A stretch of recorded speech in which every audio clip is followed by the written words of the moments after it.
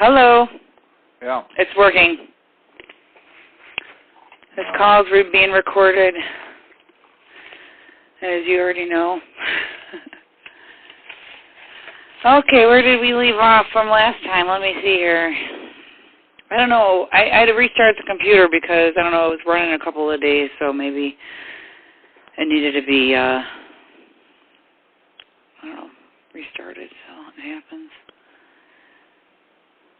I'm just looking at where we left off. We still got quite a few to go here. I'm going to start from a new direction here. I got a whole stack of stuff for you to record. Is it questions, you mean? No, it's stuff I wrote down. Well, we want to kind of do things in order of category, so if you want to mail this stuff and I could stick them in the category box. I actually, I have like 50 different boxes nailed or screwed to the wall. Well, I don't know whether you can read them or not. Well, I can read them. I've done a good job, fairly good job so far. But the way I need to do these phone conversations is I want to try to tackle this one category at a time. Well, I'll do it then. Yeah, because that way we don't miss something. You know what I mean? That's kind of sort of the plan, you know. But if as you think of more troubleshooting products, so to speak, then by all means you should. I've been writing them down every day. Yeah, write them down and get them over here, and then I'll stick them in the category as they apply to. And if you want to write the category on the top of the page, you know, that would help too. I write on the thing what years is for and what it is. Right. If it's like air conditioning, ABS, whatever category, we'll stick it in that category box. And is this stuff that you don't have written material on? It's probably what it is that you're talking. May and may not. I don't know. Right. But that's fine. You know, I mean, I have tree record ID number 91. And this is under the attack signal. It says checking for an open tack signal circuit on the 1984 Crossfire engine. Well. And we wrote this one off of a letter. And I'm going to, all I'm doing is just checks and balances on the title and the description, and then you have my book, The Tack Fault Tree. Yep, and I've already got that in there. I actually just skipped that one. The fault tree should cover that. Off of the letter? Yeah. Well, the fault tree will tell them how to fix it. Yeah, and we have what you had me do on that one is just put the whole thing in one, in the tachometer, operation and troubleshooting. Yeah. And I'm not even going to go over that with you. I'm just going to. That's on the book. Yeah. Yeah, that's just pretty much done. Those are done. But what we didn't do on, if we start back on that, like here, okay, here we go. Tachometer display and troubleshooting, operation and troubleshooting. So the cluster receives its engine RPM tachometer signal from the engine HEI, high energy ignition distributor, figure 23. And I have the figures in there. This signal is shown in a bar form from 0 to 6,000 RPM and a digital number display RPM number times 100, figure 13. And then what you do is we have the tree items of tack signal, and then we have just 84 troubleshooting the tack signal, then just 85 through 89 troubleshooting the tack signal, and then all 84 through 89 most common causes of tack malfunction. Yeah. And then under that one, it goes into, because you and I have already gone over these, I remember that, but I do want to still ask you my interview questions on each one of these. So let's just start off with the first one, which is just 84, troubleshooting the tack signal, okay? Is there any presentation how-to procedures or presentations that we can create as a product? I'm going out by where the tack filter is. On an 84, tack filter is bolted to the intake. Okay. On an 85 through 89, the tack filter is bolted to the transmission bell housing. And so a PowerPoint presentation on... Just where it's at and how do you do it, get to it. Okay. I mean, 84 is pretty... So we would title that... See it. We would title that presentation, how to locate the... How to troubleshoot it. No, I meant about the how-to, about the where they're bolted. How to find it. No, it ain't how to find it. It's how to troubleshoot it. Okay. It's all together. Okay. Because they're different. Well, the fault tree is not that different of how you do it. It's just 84 is a lot easier to do. I see. Okay. Now, you can get into tack signals later on and 90 and different, That's the same different. signal. Okay. But they're located different. But you didn't write a book on digital dash clusters because there weren't as many problems as... On the 90? Yeah. No. Is it 90 through 96? Yeah. Now, when we go and cover the troubleshooting for those, maybe I should do those next. Maybe I should wait on... You've got codes that'll be set and will tell you the problem. Okay. So that'll be in the codes. Yeah. All right. Is there anything other than codes? Well, tack signals. Tack signals. We're getting into... You're getting into a different world. You got a body module. But no, I mean, do you want to wait until we do that? 96. We could wait, Gordon, through 90 through 96. It's tack signals and fault codes is what you're telling me. Well, no, you got tack signal, oil pressure, coolant temperature, oil temperature. But are all those on fault? All digital, computerized serial data signals. Are they all on fault codes now? No, these won't be fault codes. Okay, so there's going to be an entirely different... But they function different how they come into the car.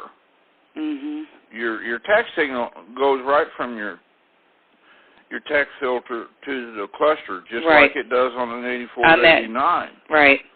But 80, 90, and 91 L98 engine, the tack filter is part of the engine harness backed by the distributor. So we are going to do that, but that's a different thing. And a ZR1 does not have a tack filter. So are you comfortable with tackling, maybe I should even dissect it a little further and doing all the categories, but let's just first grab on the 84 through 89, and then we'll do 90 through 96. Do you want to do it that way? Yeah. Okay, so let's just stick with the 84 through 89 for all of the categories, and then we'll move on through 90 through 96. Yeah. Okay. Because it's going to be a lot more complex when you get on troubleshooting later on. Okay. Well, let's do these first. We'll get all of the categories for the 84 through 89, and then we'll do 90 through 96 after that, so we're not bouncing around, and we'll just stick with it that way. So. All right. My question is, though, I'm wondering if, let's see, later. You know what? That's not a bad idea. I think that's a great idea. We'll stick with that for right now. But so you're saying that the how-to presentations are pretty much in all of these troubleshootings. I could find them. They're in there. Okay. Yeah. I was supposed to start asking you, but after I create these presentations, we'll come up with prices and we'll confirm what you believe, That is just up, it's according to the complexity of it. Well, if it takes Jason 4 hours to do the job. It makes a difference of how long it takes him to do it. Well, you got to think about a mechanic doing it. How much would they charge, right? That's right. And then you go like 1/3 of that or something, maybe, or less, 25% or something. We'll figure something out. Okay, so in regards to the 84 only troubleshooting challenge question for this record. For 84 only? Yep, troubleshooting the tack signal. You just want, what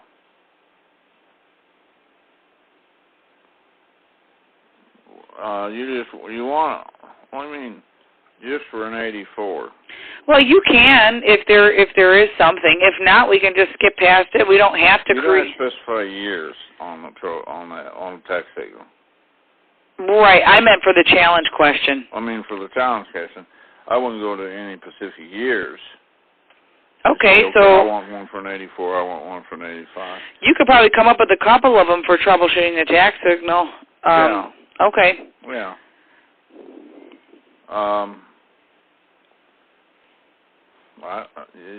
Your tack signal goes to 0, and then it jumps and spikes all the way up to high, and then it just jumps around. What causes it? What's the most likely thing? I kind of remember putting that one in. I don't know. Water and a bulkhead connector. Mm-hmm. Okay. That is what causes it. Water seeps down through the connector. The engine harness is the bottom connector. And if you got a little rubber drain tube on your cowl, if it happened to be right over the connector, it'll put water into the connector. It goes through the connectors, ends up in the bottom connector. Well, the bottom connector, the tack signal, the white wire, the 121 circuit, is right there, and it's next to a voltage wire, 12-volt wire, and it'll jump across it and just spike it and make it jump around, go to 0 and everything. Sometimes they'll only do it when you go around a corner. Mm-hmm. And I think I've probably got that in my book. Yep, I remember that. As far as the common causes, I could create. Most common I got them here. Causes is just a bad tack filter.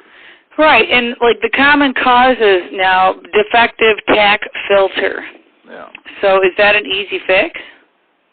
It's an easy fix on those years. Later on, it's a little more complicated. Okay, yeah, we're just talking you 84. Cut the wire and splice it. Okay. Well, the worst part about changing a tack filter is you have to take the windshield wiper motor out. Now, there right there is a PowerPoint presentation, Definitely. which is changing the tack filter. Yeah, you can't get into it unless you take the windshield wiper motor out. Well, tell me how to do that. Go, give me step by step real quick, if you can. How you change the windshield wiper motor? No, defective tack filter. Well, you mean to detect it or change it? Change it. Record ID number 92. Okay, on the 1984, it's bolted on the intake, and it's very easy, and you just unplug the white wire with the brown connector off the engine harness and unplug it out of the distributor, and you can change it.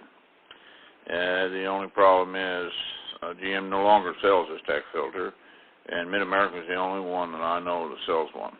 Mm-hmm.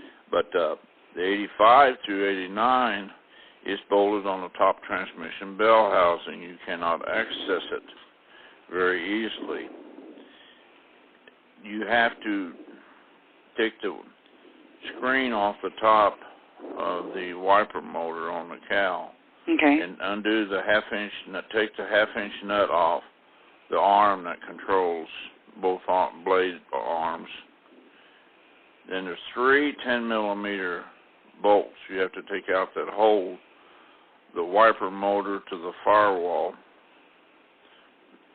You remove those and pull the motor back, and it will come out of that opening with the arm on it. And there's also a gasket there that you got to be real careful with so you don't lose. And once you get the wiper motor pulled back, you can unplug it and lay it to the side. Then you'll be able to see the tack filter bolted, but you have to take the transmission bell housing bolt out, and then you have to unplug it and plug a new one in. Okay. And bolt it down. It has to be grounded. Okay. And then just reassemble everything. But okay. The reason I take the arm off of the wiper, nut off the wiper arm, you don't have to readjust your windshield wipers. Oh, I see. Good tip. That's a tip. If you take the individual 2-4 nuts loose and take them off the ball stud and all that, you have to readjust your wiper arms. But you just take one nut off, you put it. It's only go on one way. and come off one way. So you put it back just like it was, and you don't have to readjust anything. That's great. That's a great one, Gordon. Water in the bulkhead connector. Does that have that syringe PowerPoint present? What is that one? Okay. You would have to take the battery out. Mm-hmm. Take your side panel off. Take your battery out. Take a long extension with a 1/4-inch socket. Mm-hmm. And in between two connectors, the bolt that holds them to the firewall. And take the bolt out, and it will stay in the connector. And then you pull the connector back, and the connectors are locked, snapped together. But look for a brownish or whitish-looking residue in the black anti-corrosive compound. Then you take an air hose and you blow all that air, clean all that out with an air hose. And then you go over to the firewall, the one that's mounted on the firewall, and blow all of that out.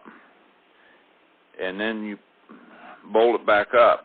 And the engine harness small connector goes on the bottom, and you bolt it back up. Then you take the wire loop and loop it down lower across a drip loop where water can't run down that wire into the connector. Then take a can of spray undercoating and spray the sides and the top of that connector and seal it so no water can ever get in it again. And undercoating will never get real hard, so that if you need to go in there again, it'll still be pliable enough that you can take it off after it dries. But you got to reseal it to make sure that it does not leak or get water. Make sure the little rubber boot that is above the cowl drain does not stick directly down over the top of that. It has to go to the outside, away from it. It's amazing. Is that it? And that will also have another side effect with the water in a bulkhead, that if you happen to have your windshield wipers on, the delay will stop in the middle of the windshield instead of going down to the bottom. Mm-hmm. You get that call a lot. We used to get that back in the 85, 6s, and 7s, and occasionally on later models. But.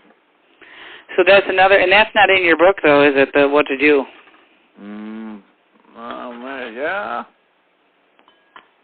No, I kind of remember you. I mean, I'm looking here. It just says most common causes are these causes, and then I go into each one of these articles on that. It's probably in my letter somewhere. Mm-hmm. Tack filter not grounded.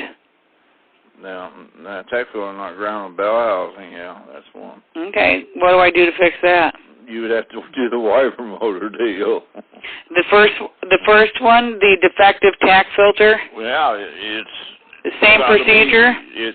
Well, if it's not grounded and it's not working right, then you're going to have to get to it. Take the wiper motor, get to it to put its bolt. Now, what happens? Same procedure, and all you're doing instead of. Now, this is a question that the person needs to be answered. Have you recently changed the transmission? Or had a transmission changed? Mm-hmm. What it is, you can't get C up there. You got a long extension with universal putting in bolts back in. You've got ground wires. You've got a tack filter. This is pertaining to the filter not grounded, the transmission question. Yeah. Okay. And what happens is they don't put the bolt back through the tack filter, and then the tack filter doesn't work. At the same time, your dash sometimes won't light up because the dash ground is there. So you always ask, anytime you got misfunctions like that, you ask, have you recently changed the transmission or had it changed? Mm-hmm. And if that's the case, then you look in the back of the bell housing bolts. Well, what I'm going to do is I'm going to attach that exact link into the tack filter.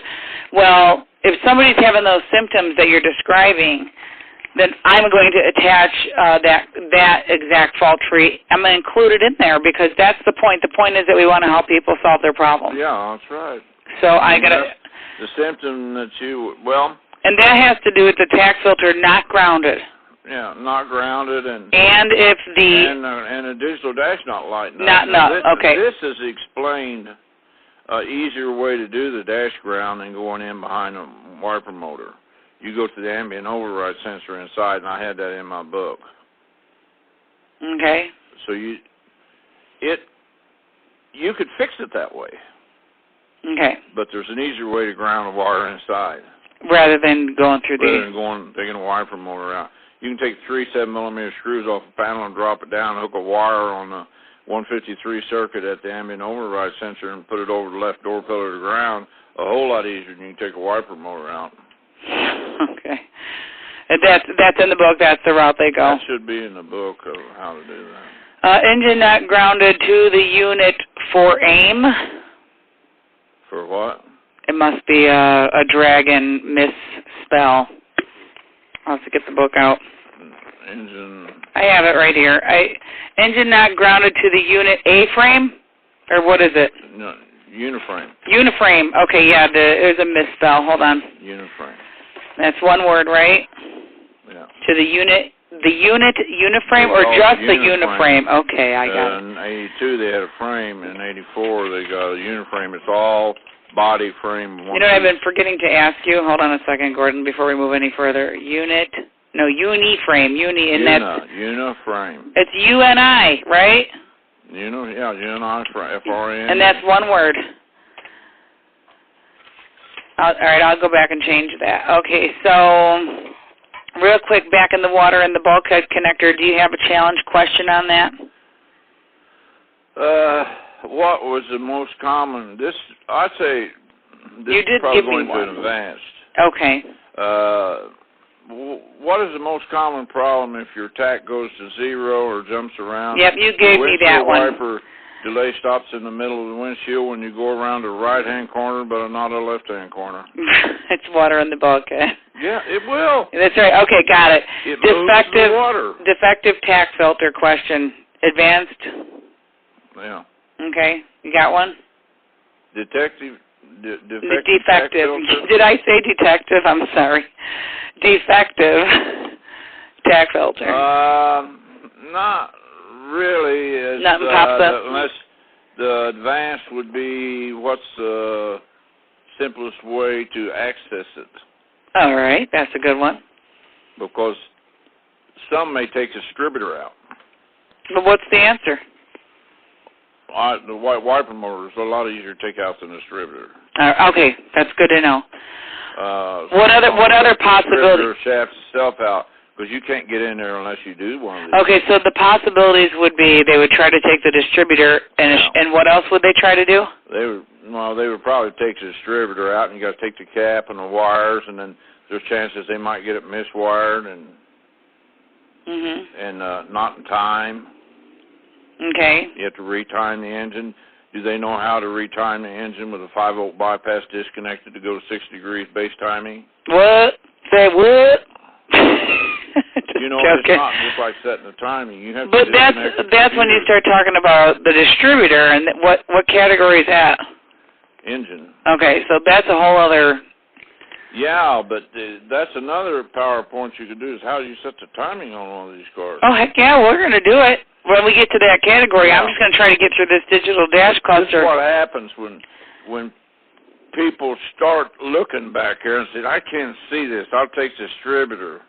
Well, they'll take the cap off or something they may crosswire. They may not know the firing order, which is number one. And then they'll just try to mark it. Well, what happens when they mark a distributor, somebody that's not really familiar with changing distributors? Right, what happens? You're one tooth off.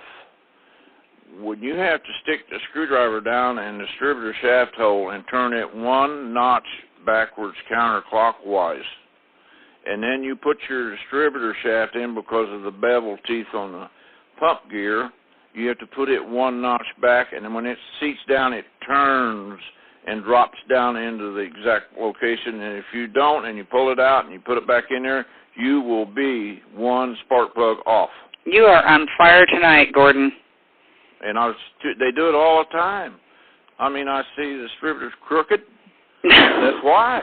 They have to turn it to set the timing. Oh, jeez. That's when we get into the engine. But I'm glad you brought it up. I'm glad you brought it up. Okay, for the tack filter not grounded, though. Yeah. Got one for me for that one? Sometimes it will work, sometimes it won't. Well, okay. It may be intermittent. That would be a really good first thing. Would that be the first thing they check? No, intermittent, and not say intermediate. Tack filter, tack signal sometimes does not work. Okay. All right. Now, first thing you check, tack filter not grounded or loose connection. That would be the first thing. That would be what would be the first thing you checked if this happened? Would be distributor connection, tack filter not ground, or the loose connection for the tack filter to the engine harness.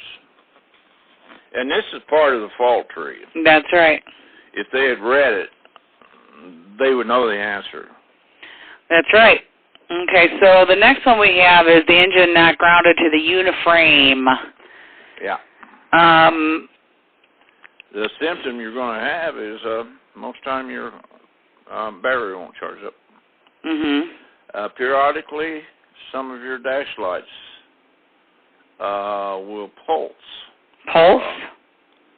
Did you say pulse? Pulse. They would get bright and dim. Mm-hmm. Your car engine may have a lot of miscellaneous functions that it doesn't work. Well, the reason for that is all your computer circuits are grounded to the engine. In other words, your ECM is grounded to the engine. Your microprocessors are always grounded to the engine. Mm-hmm. If the engine's not grounded to the uniframe or braided strap, it's not hooked up, you have miscellaneous engine functions that will your headlights might not even work right.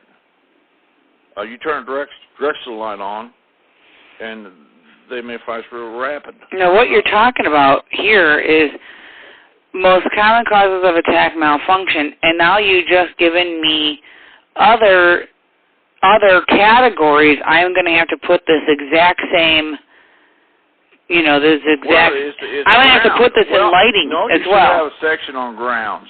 Right, but if somebody, like an average guy, says my lights go on and off or they not work all the time, grounds, first thing you think. No, they're going to think something has to do with their headlights. I know, but I'm saying on a Corvette. You know this, but I'm thinking like what the buyer's going to think, so I'm going to take this and also stick it in that category for them to be able to find the information. Yeah, we're going to have a whole section on grounds. Oh, yeah. Because it's very critical. Yeah, but a guy that's having these problems that can go into a ground. A ground can affect any component in that car, or any electrical system failure in a car can be caused by a ground. That's right. We're going to do that. We'll do that next. Grounds will be a fun one. I'll do grounds. That is really... grounded wire going... Okay, what about a question? You got a couple of questions for me on the engine not grounded to the uniframe? Yeah. The beginners, intermediate. What would be, intermediate would be, what symptom would you get if your engine was not grounded good to your uniframe? Interesting question. Low voltage output, battery won't charge.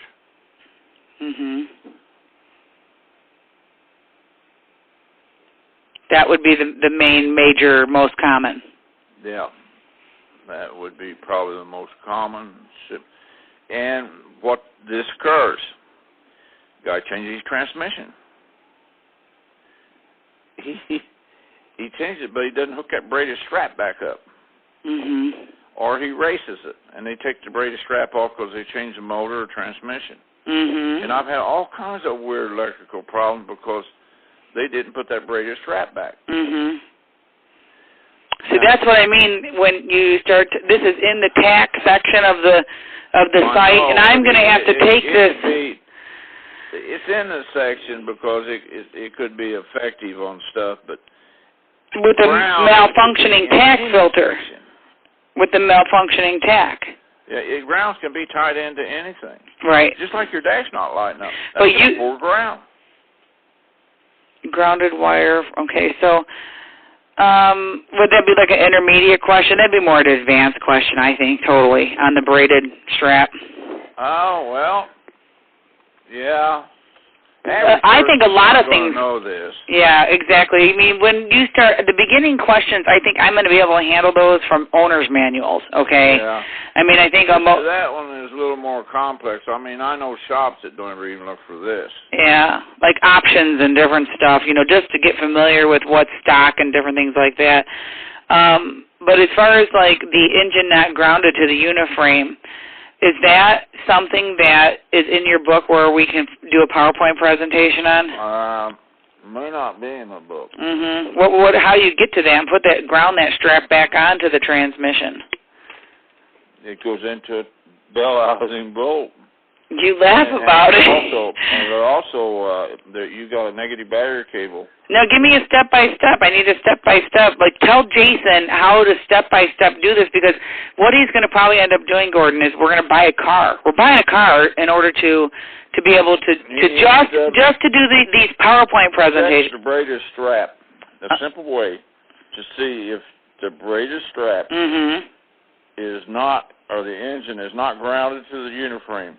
Now, does this apply to all 84 to 89? It applies to all Corvettes. 84 to 96? All right, go ahead. The simplest way to check to see if your engine is not grounded to your uniframe is to take a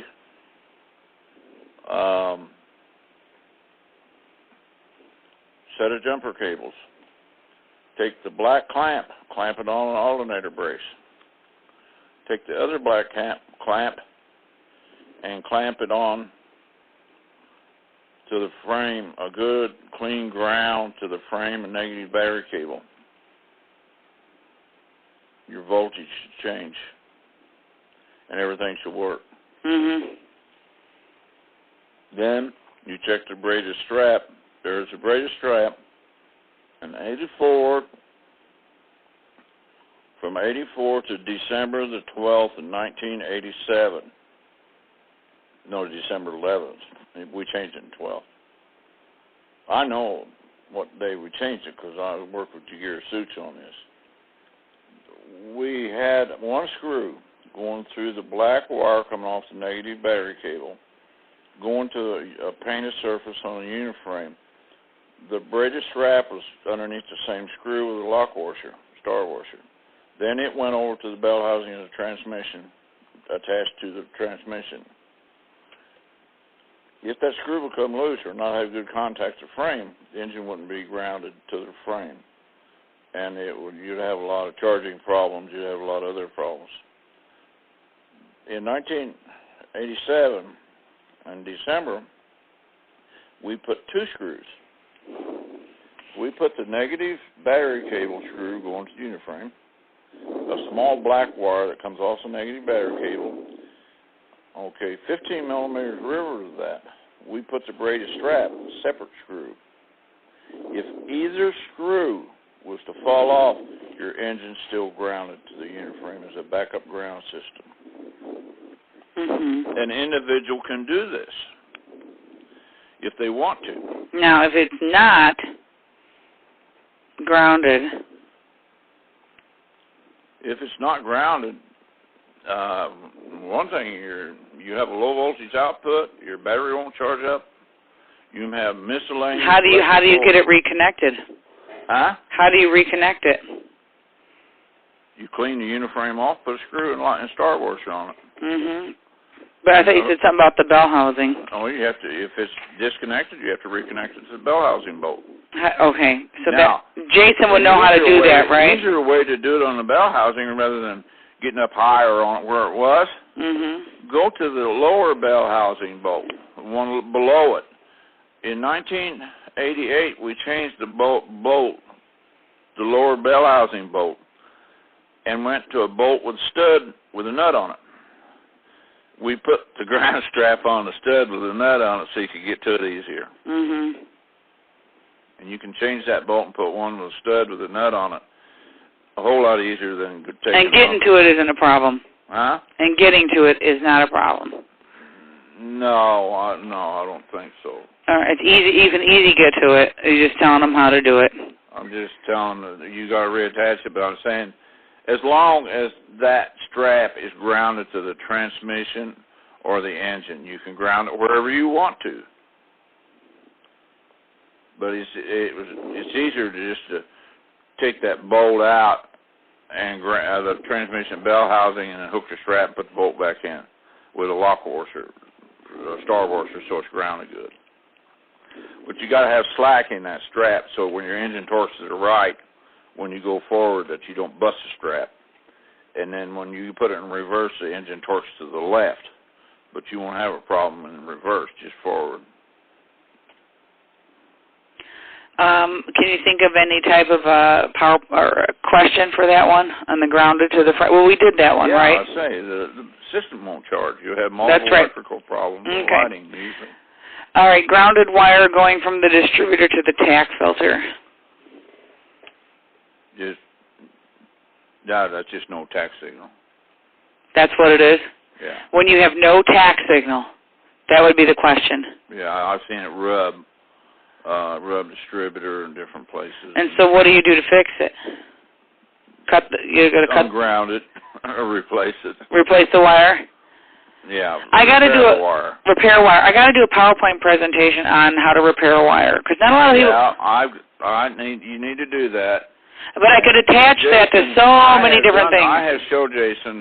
Jason knows how to do this. Yeah, but see, the thing is, Gordon, he's got the crampers. He's got the heat shrink. Yep. I get that. But what I'm trying to say, Gordon, is that I want it from your mouth, See, when I type all this information, it's a translation coming from your mouth. So now if Jason gave me a step-by-step, it's not the same because this is not his website, it's your website. So you're talking about repairing any wire. Jay will know how to do it, but I mean, I get that. But talking about repairing a wire. Now, we're getting into wire repair is a different category. That's what I mean. Okay, it's a different category. I will make a category out of that. Yeah, then. it needs to be. It's really important. Because there's going to be different kinds of wires to repair. There'll be harnesses, all kinds. Yeah, you can be a ground, it can be a power, it can be a computer signal. Okay, so we've got like 20 different categories within the wire repair category. Well, not necessarily. I mean, 20 different types. I mean, wiring. You could put wire repair in with grounds. But you just made up a good point. I really think that we should have a wire repair section because you have wiring. Because it's very any repair that you do on a wire is very critical to the whole car. I mean, it can shut you off going down the road. It can cause you every problem you can conceive if you don't repair a wire or hook it up right and use a Scotch lock that's intermittent. You got corrosion. You get corrosion on a computer circuit with a 5-volt reference, and it's only putting out 4 volts.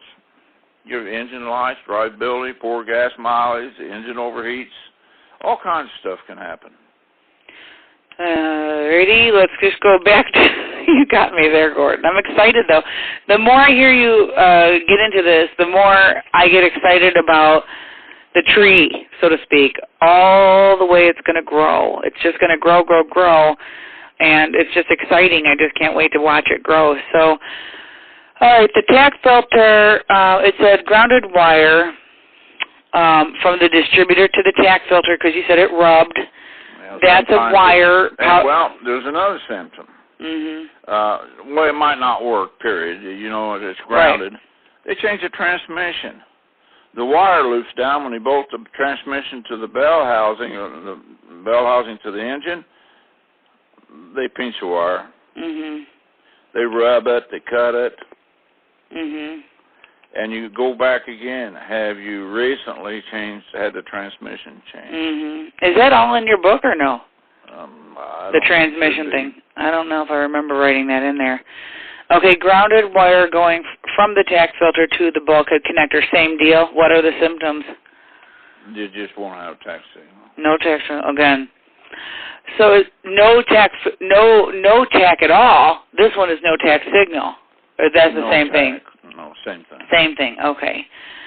So it could be one of those. Okay. So those are just things you're going to be checking for. So how do you repair one of these wires? It's a stranded wire. Now, we don't get into airbag stuff. No. I'm just talking about the wire that goes from the distributor to the tack filter. You have to You can solder the wires if you like. You know, you strip it back and twist them together.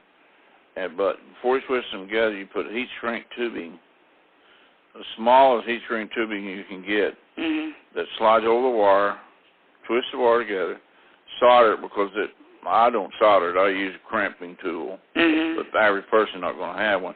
Do not use a crimper with plastic sleeves over the crimper. They will corrode and low voltage. So I would suggest soldering it and then sliding the heat shrink tubing over it. Use a lighter or I use a fireplace lighter and heat the heat shrink tubing and seal it so it doesn't get corroded. Or use liquid tape. Oh, I remember that stuff. You showed me that. Liquid tape is same thing as the heat shrink tubing. Well, it's in a lip. It comes in a can, you a paint little it on. applicator, and it dries, and it never gets hard or brittle, and you can get it in different colors.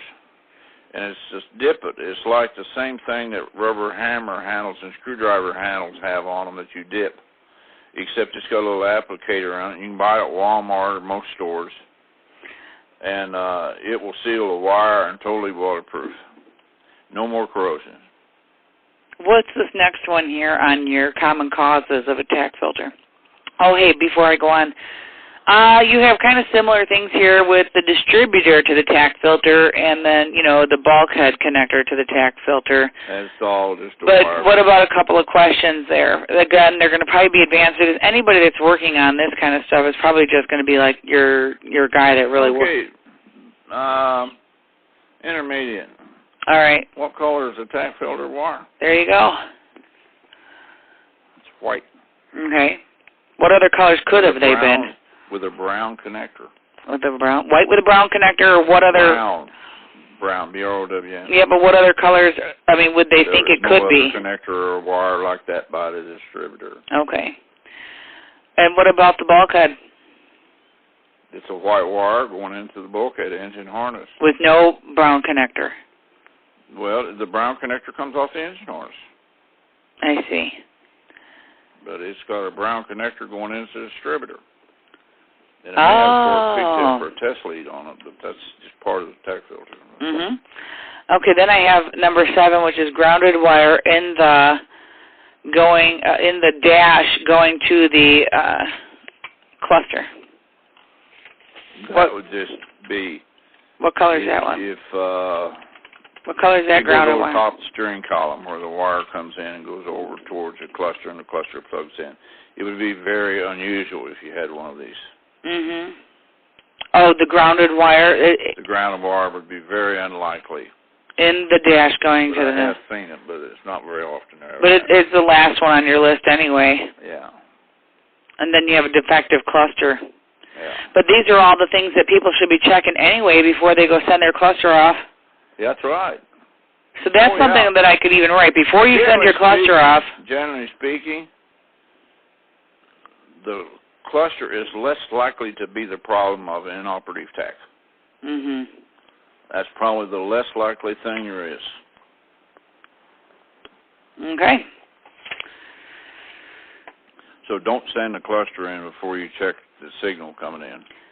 Now, That's a good question, though.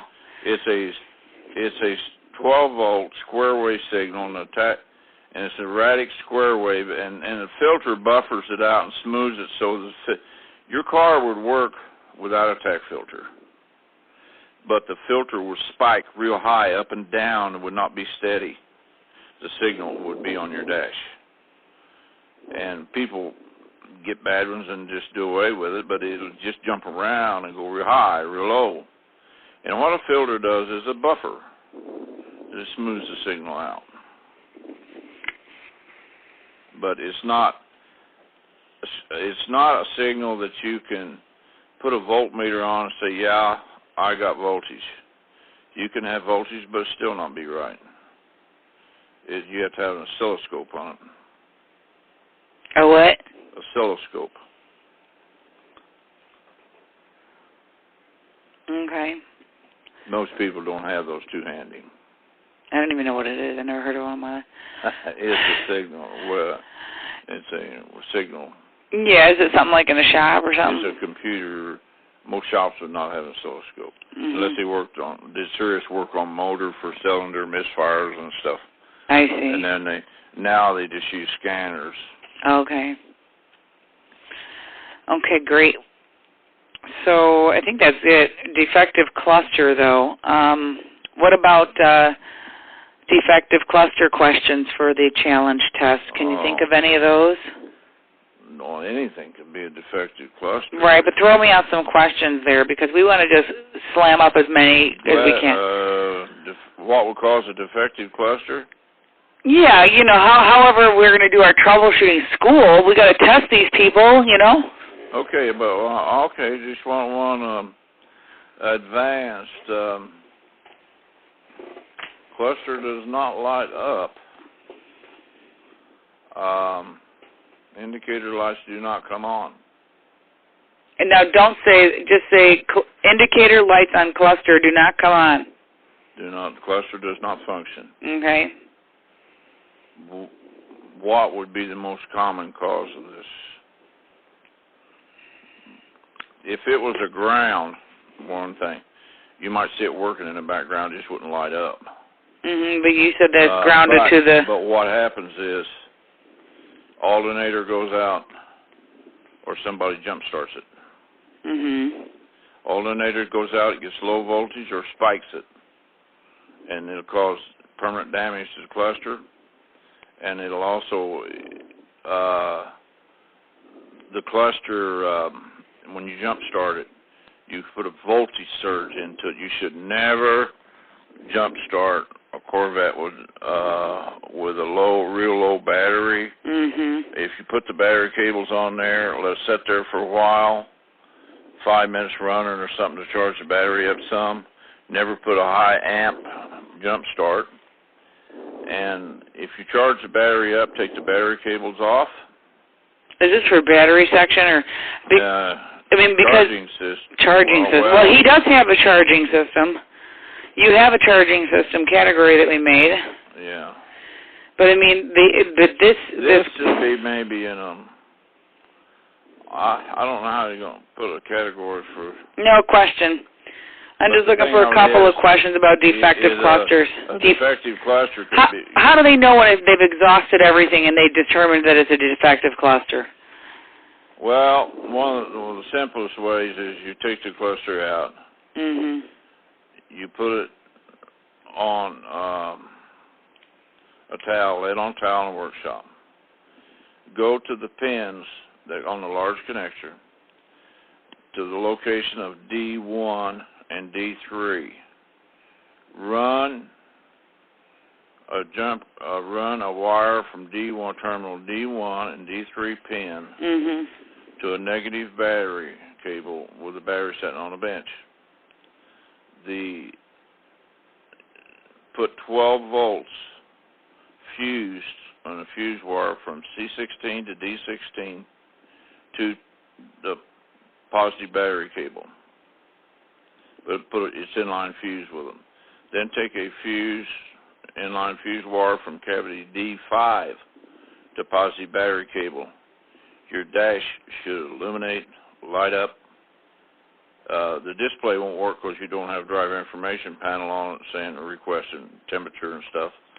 But if it does not light up and your battery and your bulbs are good, you got a defective cluster. That's the simplest way. So that's a hard one to turn into a question. Well, bench tested is what I should be the answer, right? Well, you need to check it. Yeah, bench test it. Yeah, basically. Bench test it to find what is the simplest. What would be a reason why they would though? What would cause them to want to pull it and bench test it? Well, it doesn't work. Period. Doesn't work great. It doesn't light up. Doesn't work. Right. But you're saying it could be a ground though too. A lighting ground symptom is you get high beam indicators, directional lights come on or may not. Okay, so they're specific ones. Functioning in the background, it just won't light up. Okay.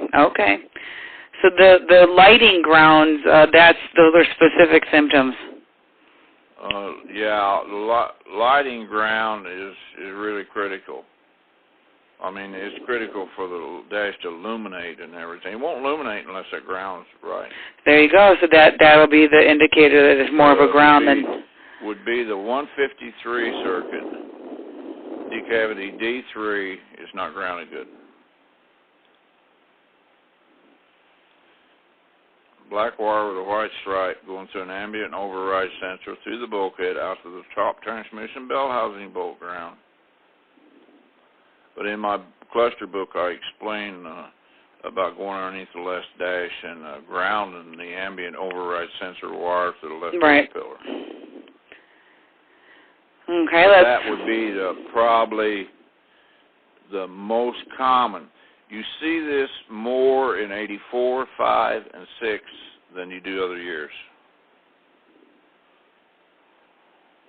No numerical bar, but that is the same thing. Yeah, I got that in here. It doesn't light up. And sometimes it may work. Yeah, it may be going down the road, hit a bump and light up. Mm-hmm. But then you get into your cluster on your presentations of the terminal strip from the upper board to the lower board inside the cluster being arced and burnt, not clean. But this probably is a most common thing you're going to see of why that dash doesn't light up. Component removal procedure. Please refer to the below links for component removal procedure on battery, cluster, odometer, wiper motor, fuel lid, plate assembly, bulkhead connector. I guess what I did on this one here is I stuck in under your digital dash cluster section, I also have a link for specific how to remove the digital dash cluster component removal procedure. Yeah. So that's PowerPoint presentation. People may not be aware how to even take a headlight knob off. Battery. And then don't I have to link that same PowerPoint presentation into every single one practically? I mean, of it, because there's a possibility that they're going to have, it's just, it's a promotion. If they got to take it out, they're going to have to know how to take the cluster out. Because you have to take it out to send it off for repair. Mm-hmm. And then you also got to take the odometer motor. PowerPoint presentation should also tell you that when you send it off for repair, or they exchange it or put a different cluster in it, you have to take your odometer motor out of yours and with 3 7/32 screws and the back off and replace it and put it in a new cluster. They do not come with odometer motors. Okay, well, now I'm going to move on here to record ID 13, which is normal engine operating temperature for 84 to 89. Very simple one. We already did a question on that one, a challenge test question. That's been done already. What are we talking about? It's the engine department anyways. We did jump around a little bit, but I'm just doing some checks and balances, so I'm going to just run this by you real quick, Gordon. It's 84 through 89. The normal operating temperature will vary depending on the outside temperature. If you are driving in the summer, you may see 230 to 235 degrees. This is normal. Your red light on your dash comes on at around 245. Yeah. Now, is it at 245? Yeah. Okay, it is okay until then. Yeah. Okay, so at that point now, I think I should refer them to another section of the site that will link. What would you do then if it went over to 245? If over 245, you ask the question and your fans come on. Okay, so now we're going to point them to first thing you do is your coolant fan come on. No, it does say here. It says.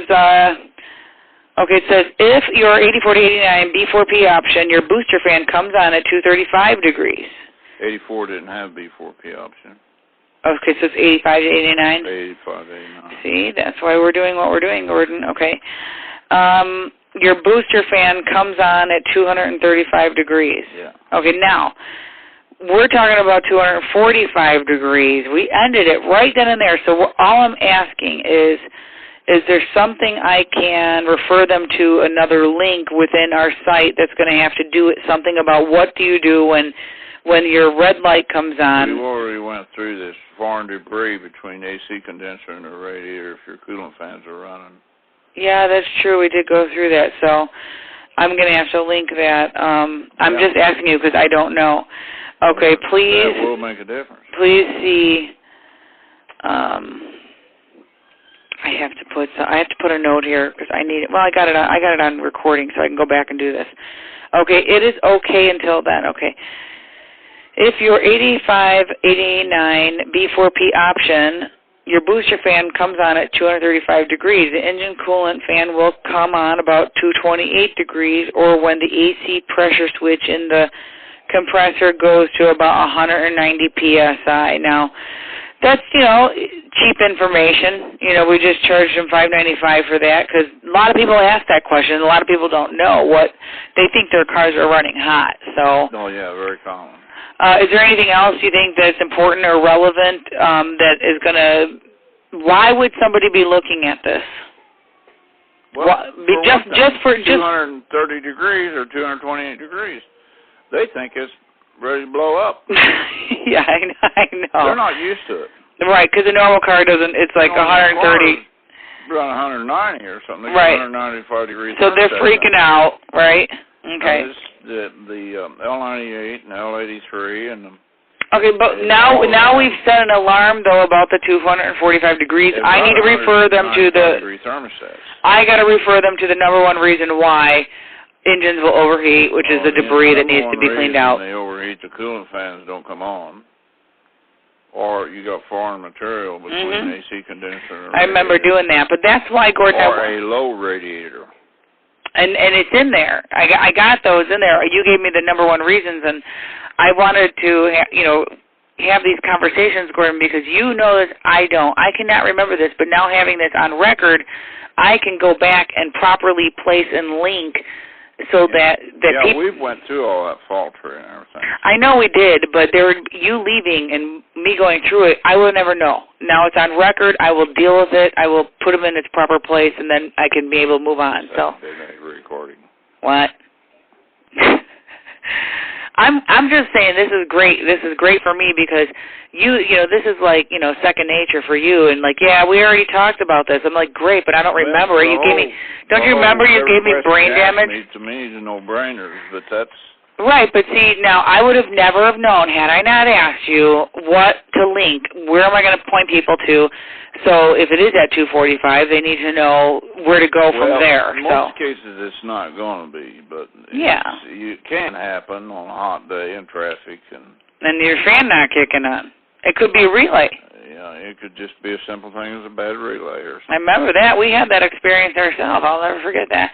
Up in Effingham. Okay, the contacts in the steering column. Okay, this is ignition chime stays on all the time, record ID 14, 84 through 89. The contacts in the steering column, this again probably came out of a letter, but what it's going to end up happening now is we're going to take all your letters and by category and we're going to start loading them in, okay? And then I'm going to come back to you per the category, per letter, and then we're just going to branch off and go in all different directions from there. So, okay, this one, I just want to get through what we have already. The contacts in the steering column are probably in the closed position. They can be damaged when an ignition lock cylinder is changed. To check, drop the lower panel below the dash and remove the 3 7mm screws. With a small screwdriver or pick, remove the green wire from cavity F of the flat plug on the steering column. If the buzzer stops, the contacts are closed as the green wire is grounded. The tan wire in cavity E goes to the door jamb switch. If the chime is still on, then you have a bad chime module. So now at this point, I have to refer them to products of modules. Oh, that was another thing I've been forgetting to ask you about because I don't have it on my script here. Do you have any We need a products? category. I have that category. We need a category. Relays? And modules. No, they're separate. Just relays and then just modules? And just relays and just modules. Yeah, we got them. I'm going to email you a picture. I'm going to take a picture and email you. She's got all the part numbers for those relays. Did she give them to me yet? Yeah, she sent them to you on a disc. Okay. So You know what I forgot to ask you? I'm going to have to go back a couple since this is, the conversation. Okay, on this particular record, 14, what products, parts, tools should be promoted, cross-promoted with this particular ignition chime stays on all the time? I mean, granted, bad chime module. Not really tools. It's more of a part. Yeah, chime module. The chime module that odds are you need to refer them to Jason because odds are GM doesn't even sell them anymore. No, Gordon. Okay, see, you keep forgetting this, but we partnered up on 2 businesses. I know. But we're going to promote our new multi-vendor store, and Jason will be one of the vendors, and if they happen to... I'm just saying it may be difficult to find the part. Not when every vendor in the world is selling through one site. Yeah, no. So that's the goal. But it's just a matter...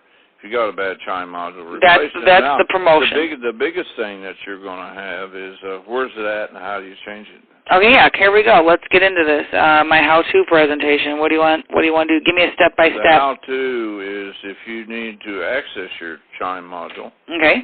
You remove the step-by-step. Okay. You remove the 2 screws on the left side holding the bezel over the center of the dash to the cluster. Then there's 1 screw that goes from the left to the right by the cluster into the center of the bezel. And then you remove the other screws on the bezel. Remove the bezel from that covers the radio and AC control head. The driver information panel, there are 3 7mm screws that hold it onto the dash. When you remove the screws, the driver information panel can be pulled rearward. The wire, sometimes you have to make sure it stays connected, but it's got enough slack in it you'll be able to pull it back. In the driver information panel to the right side, you will see a chime module. It will usually blue. And later on there was black, but it's a big box. It's the biggest thing up in the driver information panel. The other things that are there is a fuse for your horn, it's a horn relay, here's a power door lock relay, hazard flasher,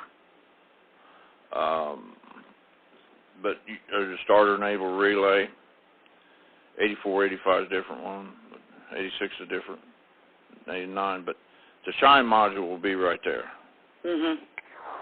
Okay, it's just a matter of unplugging it and installing a new one. Okay. All right, that's great.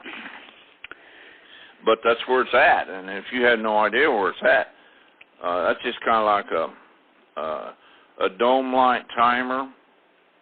Well, they're pretty well in the same location from 79 through 89. But I had a dome light timer go out in my S10 pickup. Do you know where it was at? In the rear view mirror.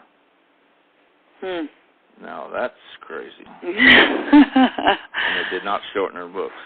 Oh, really? No.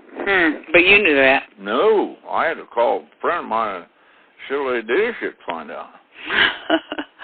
I had no idea where it was at. I never seen one up there. The manual did not show it to be there. Secret. It's a dirty trick. Okay, let's go on to record 15. Oh, wait. One more thing. Let me go back real quick before I move on forward here. Back to the normal engine operating temperature. There's really no products, right? Or promotional products that I could... No. Tools, nothing. No. What about cleaning out the debris? No. If someone wants to put a sensor in the B4P option sensor and make it come on sooner, they can change the sensor between the 1 and 3 spark plug. Is that recommended? That's up to them, but it's going to wear your fan out quicker. All right. But it's going to run a lot, but it will cool your motor down better. You can hook your main, you go to your green wire or white stripe and your main relay on the left fender and tie the same wire in there and off that sensor to both relays, and both fans will come on at 100, and it'll come on at 205, shut off 185. But your fan motor ain't going to last very long, but it will cool, and it's a little noisier. But I would say just let them promote that. No, not even going to bring it up probably. Because, it's a great idea and it's a little tip, but well, I can show you how to run a ground wire with a toggle switch and ground green or white stripe wire and turn the fan on anytime you want to, but I don't want to get people into doing that because they don't know what they're doing on splicing wires. No, it's just we're troubleshooting. We're going to stick with the technical.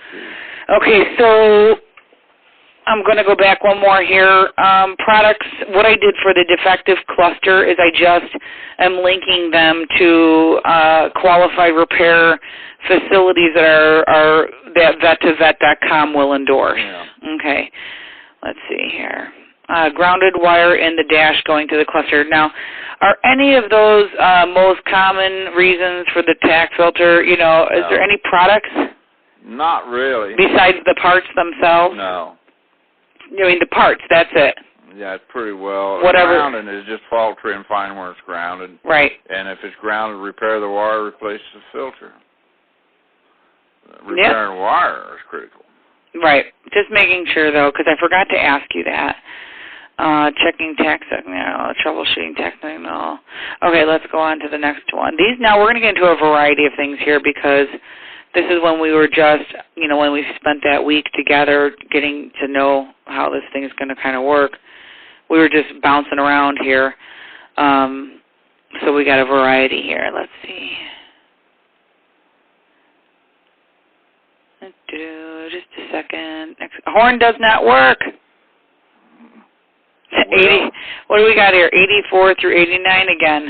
Yeah, we went through a fault tree on that. No, I do. I have it. I got to rerun it by for checks and balances, and then I would like to find some other things that people did not know about. So the questions, you're going to get used to hearing me because what I'm trying to do is extract. Horn does not work. Well, I got it all written here. I'm going to read it back. I don't have all of it. I didn't put part of it in there. All right. Well, then if you need, let's make sure. Let me read, okay? But remember, these are the questions I'm going to ask you. Is it correct?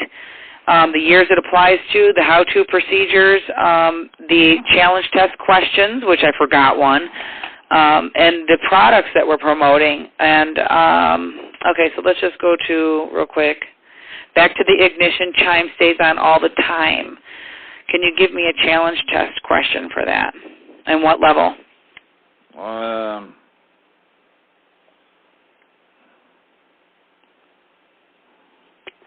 What would be the first thing you checked if your chime stays on all the time?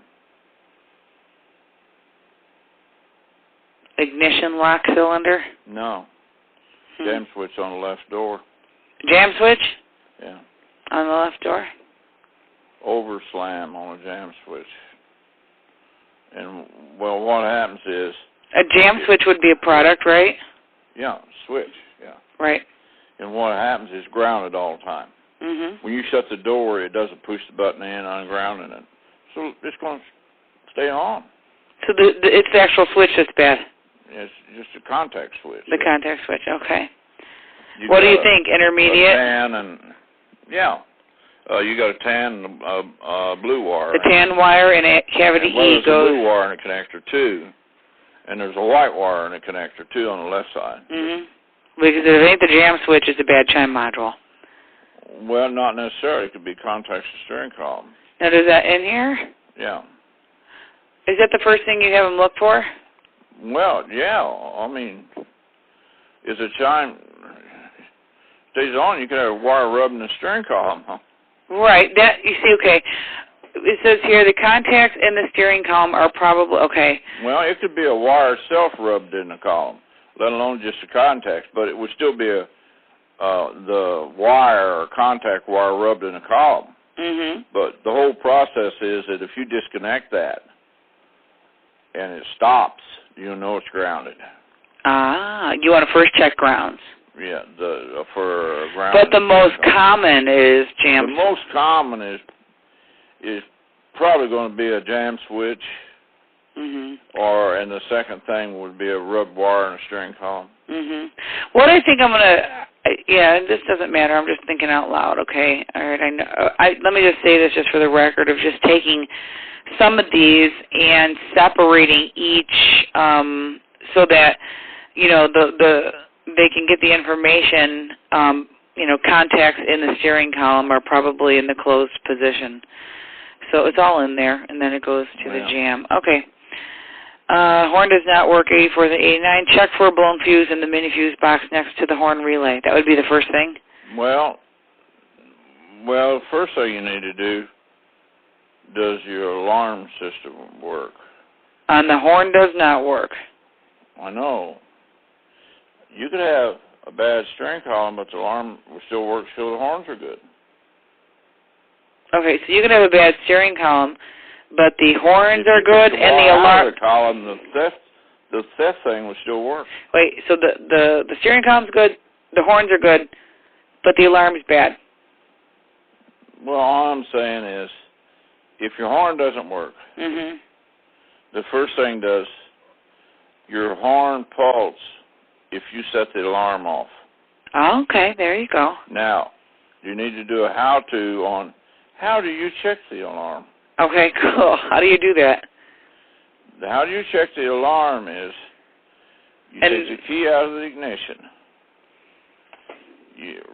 First of all, I would roll both windows down. It's easier if you don't want to lock no keys in or anything. Okay. Turn the key on, roll both windows down. Turn the key off, get out of the car, make sure your right door is closed and your hatch is closed. Hit the power door lock or manual door lock button if you have, or yours has got a manual lock. Shut your door. Your security lights that should hesitate and go out. If you reach in and hit the power door lock button to unlock the door and open the door, the minute you open your door, the alarm should go off. Start pulsing, going on. Or if you reach in the console and open the console lid and the yellow button and push it and the hatch opens, it'll also set it off. If this happens, we know it's related to the steering column. Oh. Because there's two black wires going into that relay in that fault tree I had, and one goes to the 4th entry module and one goes to the steering column. So we know the horns are good. We know that the alarms work. So it is related to the steering column. Now, there's one thing I didn't put in the steering column, and I should have, on the fault tree. For this one? Yes. For the horn does not work. The horn does not work. Go for it. Give it to me. I'll get it in there. Okay, 84, 85, and 86. We had problems with the steering column not grounded to the dash. And everything could be hooked up. Intermittently, it wouldn't ground to the dash. Well, then we put we put a ground wire coming off the engine harness going into the steering column harness wire so it is grounded. But how you check this is you run a jumper wire from the steering shaft with the hood open over to the negative battery cable. And if your horn honks, your steering column is not grounded to the dash. It may be intermittent. It's something, I've seen them. And that's where you've got to go underneath the dash and make sure that your column has a ground wire going to it, which it doesn't have a ground wire on 84 or 56. You'd have to put a clamp or wire around it or something and ground it. I used to stake the mounting things with a punch and do it, but that's something simple that no shops would even look for. But I was involved with a lot of that with the horn guys. But if your alarm works, you know steering column. Now, if neither works, you got to find out, do you have bad horns? Okay, now we have here check for the blown fuse. That's not even an issue. Well, you unplug a horn and go to the green wire and put a test light on it and push the button and see if the light lights up. If the light lights up, you got a bad horn. Okay. You have both horns bad. Is that a how-to presentation right there? Yeah. How do you check a horn? Well, is it in here? Is it in here? Some of the earlier horns, the horn was ground with a green wire, one single wire, and then he went to a double wire with a ground. But the green wire gets 12 volts to that horn. Right. If you got voltage coming to that horn, it's either a bad ground or a bad horn. A bad ground on a horn wire or a bad horn. Right, and it's as if the horn... Most common problem, bad horns. But did you include the how to test the horn? You just unplug both horn wires, put a test volt light. Is that on here or no? From ground to the terminal into the green wire in the terminal in the connector. I don't see it. Honk your horn or set your alarm off. If you set your alarm off, the light will flash and pulse steady. If you honk your horn button, it will stay steady as long as you push the button down. If this happens, you got a bad horn. If this does not happen, then you go to check your fuse. Then check your relay where you're there. And it says the horn fuses are in the main fuse box, marked theft. No, that's only on 89. Okay, maybe I should put that in the... That's earlier ones. Okay, here it does say 1 of 89. Okay. Okay, if it is not a blown fuse, then remove the horn button. There should be a small wire from the horn button to the steering. You ground a black wire going into the horn relay. It just says ground. And if the horns honk, did you ground that wire? Relay's good. You've got a horn relay there that's got 2 black wires. It's got a green wire and it's got a red wire going into it. If you honk, if you ground the black wire, it's the same as the module or the button doing it, and the horn honks. One or both of those, the column or the module is bad because that's what triggers that horn to go off. If the wire does not honk. If you ground the black wire, it does not go off. You unplug the horn relay, jumper wire across from red to green, and the horn honks, you have a bad relay. And then there's something here, you have an open between the steering column and the horn relay. Yeah, but the open could be, but your alarm would still work. Okay. What I'm going to do is... Some could be bad, but if you ground that wire and that honks, one or both of them modules are bad. A column's bad or the 4th century module's bad. Because one goes to the module, one goes to the steering column. Same signal wire going into, and if you ground it and the horn honks, you have an open on that black wire, one of those black wires. What I'm going to do is revise record ID 15, and I'm going to reread it to you back later, okay? Yeah. I'll have to go over that one with you again, but I'm going to, this week I'll revise that one because that's one that's not in your digital dash cluster book that I've been working on. I mean, that's just something that we worked on a little bit. No. So you gave me a verbal dictation on that. Now I'm going to add to it and fine-tune it. You could have a classification in your security. You need a classification for security. Alarms. Oh, you mean a category? A category. Yeah, we do have one. Alarms. This we do. Be in well, it needs to be in both, right? On the alarms. Right. But see, the title, when somebody just types it in, it's horn does not work, 84.3. Okay. You know, it's just a fault tree for that. Horn doesn't work. Well, that's fine. Okay. But I will include the same fault tree. You do need one for security because it gets... Now, is it going to be the same fault tree? Is it going to be the same fault tree or no? Huh? For 84 through 89, will it be the same fault tree? No. For the security? No. It's something else? 84, 85 would. Okay. 86 through 89 is different. Different. Okay. As far as the security, that has nothing to do with the horn. Yeah. Okay. It has to do with the horn. All security does is just pulse the horn and make it honk. Are there any, you gave me the instructions on the how to, right off the get-go, you know, test with the setting the alarm and all that. I got that, but I'm just wondering about the, you know, how to replace those modules or how to replace your horn.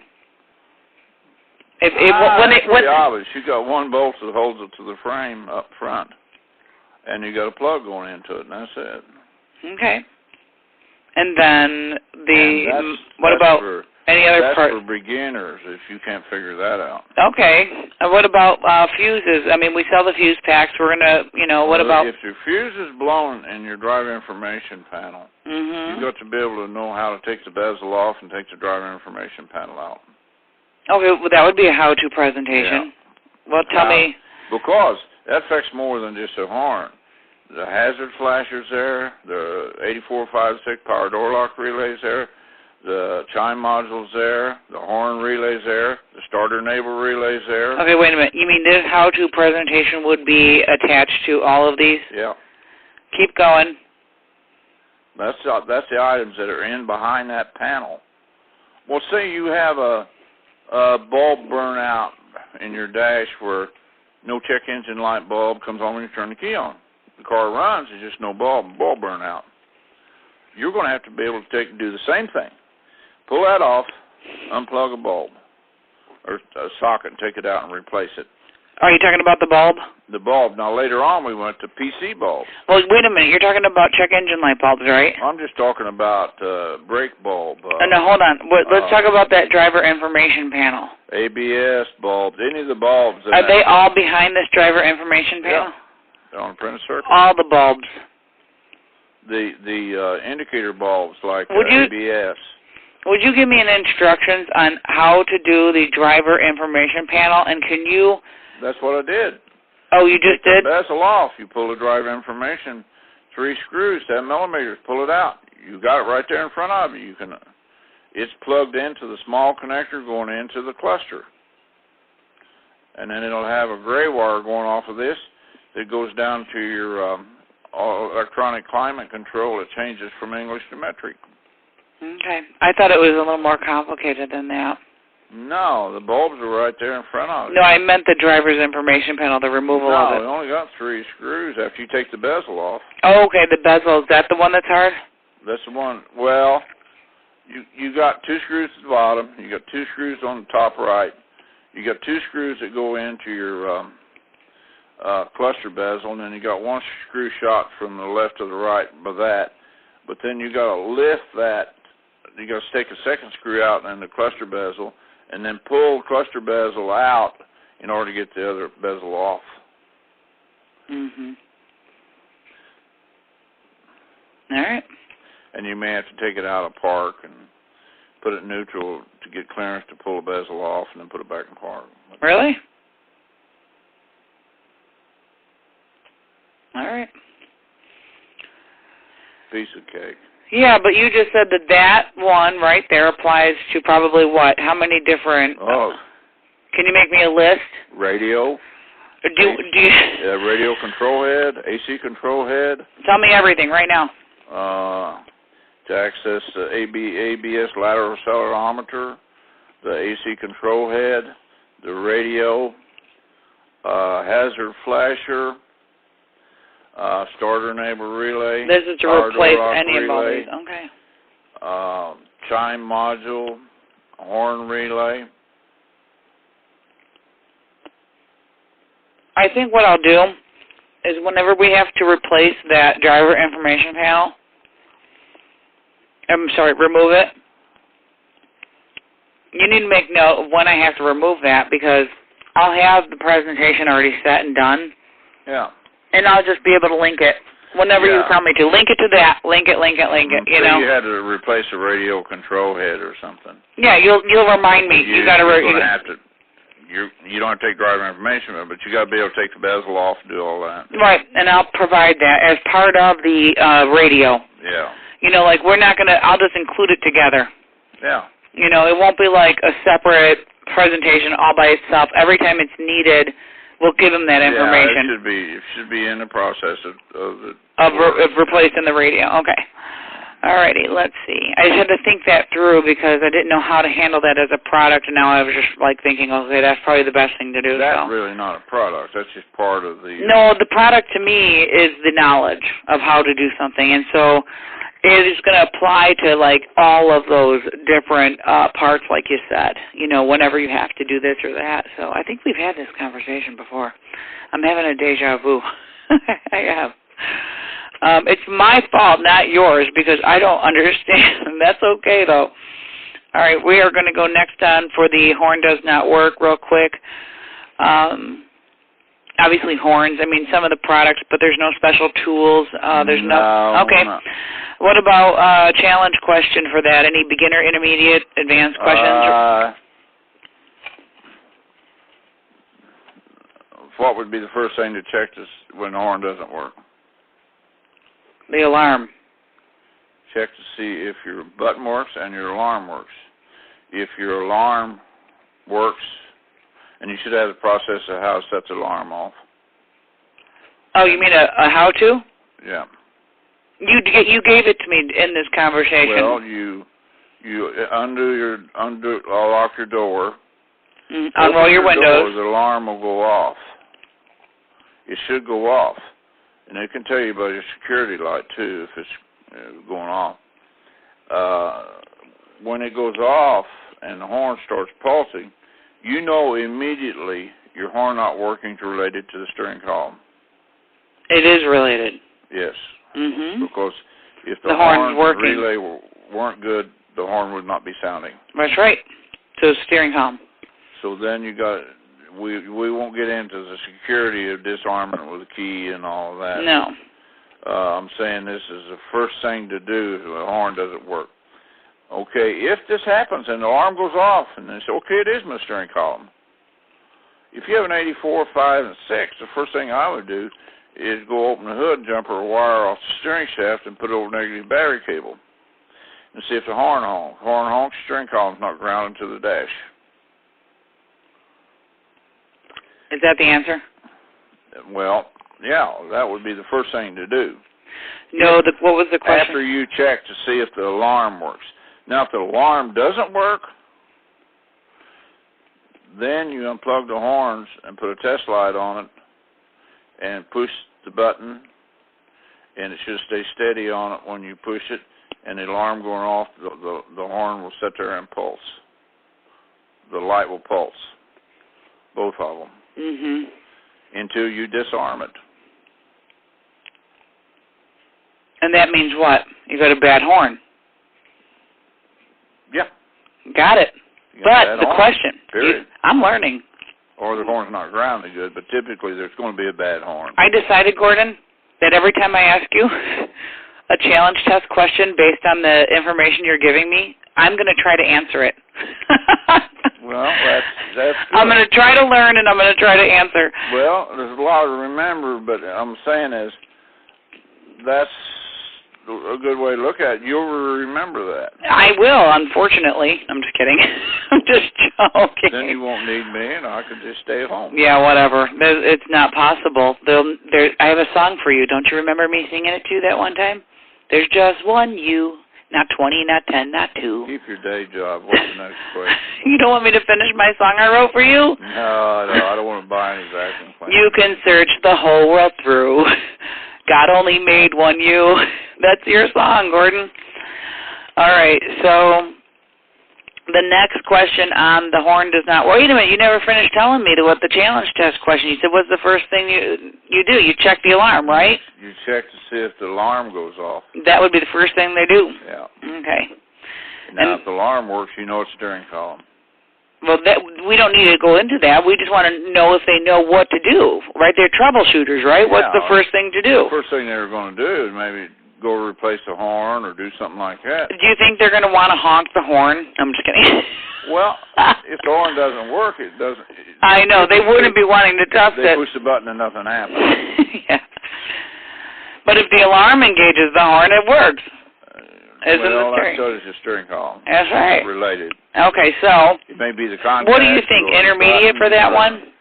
or whatever, but it's going to be steering column related. Pretty much a lot of this is going to be either intermediate or advanced, because I think on the basic one it's going to have to be all of your basic, just, you know, the basic meat and potatoes out of owner's manuals, and you've come up with some good basic ones. I mean, you know, there's some easy ones, like the Doug Nash transmission. I mean, I knew that, you know, so. Yeah,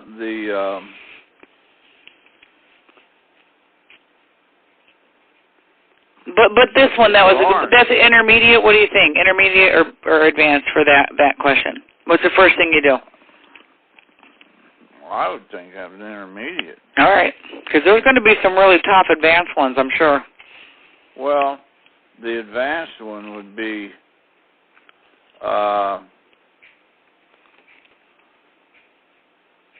if the horn doesn't work and then he grounds the horn, he jumpers the horn button and wire to ground, it still doesn't honk. Mm-hmm. But if he's not thinking that steering column ain't grounded, it still ain't going to work. You'll think the column's bad.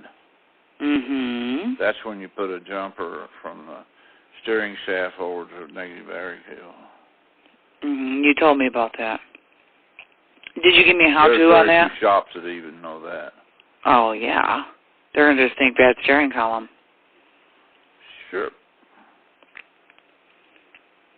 They'll think you got a bad contact in the steering column. Okay. They'll think you have a bad contact in the steering column, right? They'll take that horn. They'll take the lock button off and the horn contacts out of the steering column, because this little spring thing you push in, a retainer, goes into a disc, a brass disc, and it grounds. And when you touch that wire, horn button, you're actually grounding this to the center shaft.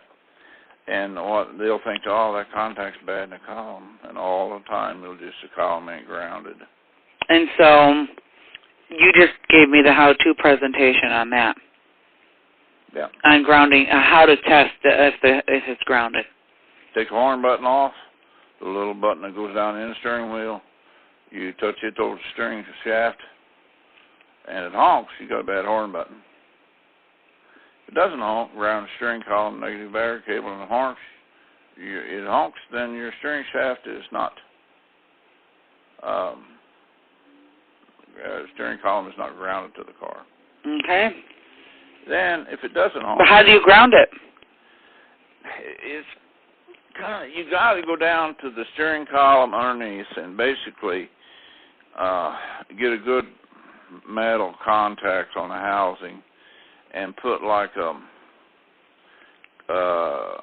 radiator hose clamp around it and ground a wire to the column and run it over to the left door pillar and ground it. What color is the wire? Huh? What color is the wire? Tan? You have to put a wire on. Oh, you need one. Yes, it doesn't have a ground wire on. And 87 did, but not 84, 5, 6. And that's what you said is the most common. Particularly a car that gets age on it. Mm-hmm. You getting tired, Gordon? You want to keep going? No, that's fine. What All are right. you going to do? All right, let's keep going. What else? Anything else you want to add to this? Not on that. Okay. Ooh, horn honks all the time. You have first thing you do is pull the horn button off and unplug it. Yep, I'm going to read this to you real quick and make sure I got it right and see if there's anything else you want to add to it. Remove the horn button and unhook it. No. Unplug it. Let me put that right. I like unplug better. Unplug it by pushing down to the left and pull the wire out. Yeah. If it does not honk, you have a bad horn button. If it still honks, go to the bottom of the steering column under the dash. Remove the lower plastic panel. Is that the lower dash panel again? Yeah. The lower plastic dash panel. And disconnect the flat plug on the steering column. Yeah. If the horn does not honk, you have a grounded out wire in the steering column. What does that mean, Gordon? Does that mean they need a new steering column? That means the black wire coming from that contact up above, going down through the steering shaft, is touching metal somewhere. Okay. In the column. So you have to open up the column? Can you fix this, or you need a new column? You have to pull the... It gets a little complicated here. Yeah, but that's why I'm asking, because, I mean, Okay, what do we do? How are we going to help the customer? If you got grounded out wire in a column, Mm-hmm. steering column, first thing, you pull the steering wheel off. You have to have a tool to take the lock plate down and take the snap ring or the horseshoe clip off. What kind of tool is that? You have to pull your locking plate, directional lever, all your directional mechanism, your 3 screws that hold it on. You got to go down underneath the column and pull out a nylon clip around the harness wire. You unplug the harness wire, and that whole harness wire pulls straight out of the column from the top. You have to take the whole wire out of the column. And then what happens? Then you'll see the grounded bare wire. The grounded bare wire. And then if you want to tape it or just keep dip it in your liquid tape. Liquid tape would work. I'm getting good. It can't ground. I'm just saying it can't ground. It cannot ground. Cannot be grounded. Mm-hmm. Now, this can affect anything. It can blow a directional fuse. You mean this particular problem in the steering column? That wire through the column can give you a vast problem. It can give you a blown directional fuse. You turn on directional. It can be a lot of different things. Your windshield wipers, a whole bunch of stuff. I want to tell you something, Gordon. And just because I'm giggling inside right now. Because I sat down with the city of Streeter, with the mayor and the city manager, because I said to them, there's a good possibility, when I finally go, we go live, with our new business plan and new websites. And I kind of got into a little bit of a detail. I had them sign the confidentiality agreement. One of them is an enthusiast, a car enthusiast. So, he just thinks it's an amazing idea. But he's just like, asks me this question. He goes, what is different? What do you have that's different than what's in the service manuals and parts and illustration manuals? And he's like, wants to know why. Experience. That's what I said. I said those were produced prior to the problems. And I don't know if I'm right or wrong. Yeah. That's right. Those cars, a lot of them didn't show up until later. But listen, if I just sit here and listen to you, if this person... When that car left the plant, it didn't have a problem. That's right. It didn't have a problem. That's a good way of putting it. No, there weren't, or they wouldn't have left the plant. I know. But I wish someday they'll see. Someday people will see, okay? And so, this guy, when he kind of questioning what I have, or what I'm working on here, what this website, what is this that she's doing, You might just ask him the question, does the manual tell you everything you ever want to know about it?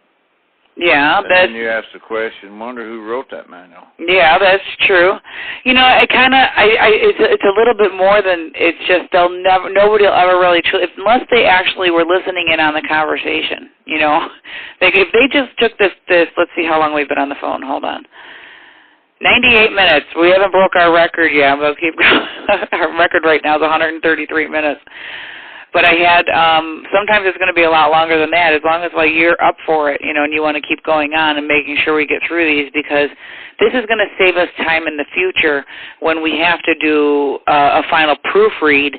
I want to try to get some of this, a lot of it, the big majority of it, 95% of it, so that maybe only minor changes, not a lot of complicated stuff. But if they actually listen to this conversation, then they'll know. That would be the answer to why this is going to work. So, anyway, I'll stop babbling. Let's move on to the next one. Okay, so where were we, Gordon? If the horn, okay, we talked about that bad wire. It could be a lot of things. Are you there? Yeah. Do you want to keep going? Let's finish this one. We can finish this one here. You have a grounded out wire in the steering column. Now, would you recommend they just replace the steering column? No. Okay. Replace the wire. Fix the wire. Okay. You don't want to do that column. You're talking a lot of money. Okay. Okay. All you need to do is fix that wire that's running rampant in that column there. Yeah. Okay. The horn... Now, sometimes this horn, though, May only honk when you turn a corner. It may be intermittent and just honk by itself all of a sudden. Okay, and what is when that? You turn a wheel. Hey, I've seen them. You just turn it. Only does it when you turn a corner. Which way, left or right? It doesn't matter. It's just when it rubs. And is this the wire we're talking about? Yeah. This all pertains to that. It also causes you a VATS problem if it happened to be that wire. But now, are we going to get into that about when we start? Security. It's security. a whole different world. Okay. If the horn still honks, remove the driver information panel. Yeah. Didn't we already remove that? No, we moved the... and then you just unplug the flat column. Well, it says unplug the horn relay connector. Plug. No, we did that already. I got that up on top. Did I repeat this? You got a ground out wire, and then you got to go through changing the wire. Okay, if the horn still honks, remove the driver information panel, unplug the horn relay connector with a test light to 12 volts. Steering column connector. Hold on a second. I put horn relay connector. No, unplug the horn relay connector. Steering column connector. Steering column flat connector. All right. Are you sure this is? Okay, now I'm not going to question you. Steering column flat. Let me go back up a little bit here because I had written this already. Maybe I duplicated it. If the horn does not work, you have a bad horn button. If it still honks, go to the bottom of the steering column underneath the dash, remove the plastic dash panel, disconnect the flat plug on the steering column. If the horn does not work, okay, here we go. If the horn still honks, remove the driver's information panel, unplug the steering column flat connector. No, not driver information panel, no. If the horn stays on, you remove the left lower hush panel, I call it. Hush panel. Yeah, people call it hush panels. Okay, wait. Do you want me to delete this driver information panel, unplug the steering column flat connector? No, that ain't driver information panel. Do you want me to remove this text? Take it out? What? Because you said if the horn still honks after we did the steering column wire. If it still honks after you. Right. After you unplug the steering column, then you remove your driver information panel and disconnect the relay. Ah, the relay. Okay, that's what I had in there. Okay. You disconnect the relay. The contacts in the relay can be stuck. Unplug the relay connector? Unplug it. Unplug the relay what? Horn relay. Okay, horn relay. The black 3-prong relay. Last 3 part numbers is 600. If you unplug it, the horn's going to stop. Yeah.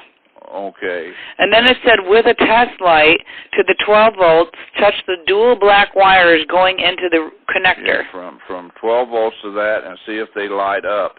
If the test light lights up, one of the wires are grounded. Hold on, I got to read this to you because you got to tell me if I'm right or wrong, okay? Or not right or wrong. I took this straight from when we worked on this. I just want to make sure I have it right. If it shows ground, the light comes on, one of your black wires are grounded. That's right. Okay, one of the black wires goes to the steering column. Yeah. One goes to the forced entry module under the right dash. Yeah. If the wires are not grounded, you have a bad horn relay. Bad horn relays can be caused by the metal clip that holds the horn relay and pushes in on the horn relay, and the horn starts going off. Eliminate the metal holding clip and the horn relay so it does not rattle. Bad. What did I write? Bad. What am I talking about? Pad. Wrap it. Pad. Now, okay. Pad. All right. Hold on. That had to do with. I mean, wrap it in insulation or something so it doesn't rattle around. Okay, plastic. and wrap the horn relay and wrap. Okay. You don't want it moving around, rattling plastic up there. Every time you hit a bump, you hear a clicking sound. Eliminate the metal holding clip and wrap the horn relay so it doesn't rattle around. What happens? This is not an uncommon thing on early 80s. I mean the 80s. What happens? You get out in the sunshine, and it gets 100 degrees coming through that windshield, and that casing or that horn relay gets hot, and that metal clip, and it pushes in on the contacts and closes the contacts and makes the horns start going off steady. Well, what's going to happen then? It's either going to blow the fuse or burn the horns up. Right. Or honk all the time. Well, yeah, but it'll do it till it runs the battery down, and one of them goes. The horn will burn up or the fuse will blow. The horn will overheat, it'll blow the fuse. or damages the horns.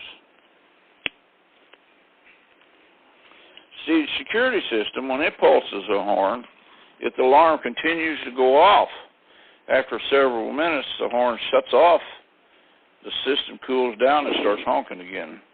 That don't happen with steering column. It just continues going off. I see. Oh, okay. There's a difference there. There's a slight difference, but there's a difference because of the temperature. Yeah, the temperature outside. Now, the clip, probably in the wintertime, you won't have a problem with it. In the summertime, I've seen that happen. Okay, now, no how-to presentations. I mean, it's in there, but people can get how to remove the driver information panel. Again, it's the same one. Okay. What do you think? Okay, let's see here. Can you think of a question here for this, Gordon? For honks all the time, intermediate and advanced? What would be the first thing you've done if your horn honks all the time? First thing, you unplug your horns. Are you saying what is the first thing to check for? Or what did you say again? First thing, what would be the first thing to do if your horns honk all the time? Well, unplug the horns. That's simple. But no, what would be the first thing if the horn honks steady all the time? How about? Is remove the horn button. Yeah. If it stops, you got a bad horn button. Really? Pushing down on that. If it does not honk, you have a bad horn button. Very simple. Contacts in the buttons are bad. Oh, let's just say the horn honks all the time, and the horn button. After removing the horn button, it is still. Then you go through your fault tree. Right, but I can create a couple more questions out of that. Oh, okay. What if your horn goes off and it pulses all the time? It pulses instead of steady. Okay, steady would be and then pulses, right? Yeah. Okay. That's different, huh? Oh, yeah, 1/4 century alarm going off. But guess what? On an 86 to 89, you can still start the car with the horn going off. You can still search it? 84 and 85, you can't. 84 and 85, the 4th century module ungrounds the starter enable relay to start it and grounds it to not start it. Oh. On an 86, due to VATS interference, we had feedbacks, so we had to separate your VATS pellet alarm off of the 4th entry. So if your 4th entry and your horn is going off, that means your alarm's been set off. Then the first thing you do, can I disarm the key in either door in unlocked position, and the alarm shuts off. If it does, you go into security. You go into something on your door jamb switches or your hatch or something that's setting your alarm off. It's nothing to do with your steering column.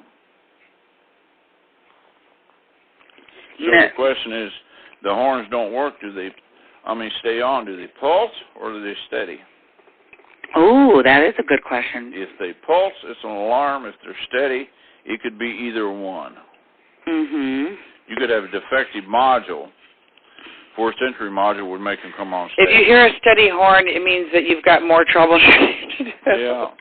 Well, a steady horn is generally steering column, but I have seen 4th century modules go short out and the horn honk all the time. And the solution is unplug the 4th century module. On an 84 or an 85, the car will start with the module unplugged. Right, but what about... In 86 to 89, it's not tied into the starting of the car, but if the horn doesn't honk, you got a bad module. If the horn honks steady and you unplug the module and stop, you got a bad module. Okay. That's not supposed to honk steady. in any year. And now products are there's a lot of products here. I can figure them out, though, based on the conversation. All right, so is there anything else you want to add, Gordon, that you can think of to that particular one? Besides getting into the VATs, because we're going to do that one separate. No, it's just... That's it. Those are the ones, right? As far as just the honk. But it is probably important, Gordon, that I add that in there about it, the possibility of it being VATs, right? Being what? About the alarm and the VATs. Yeah, you still got to have that. The VATs module shorts out.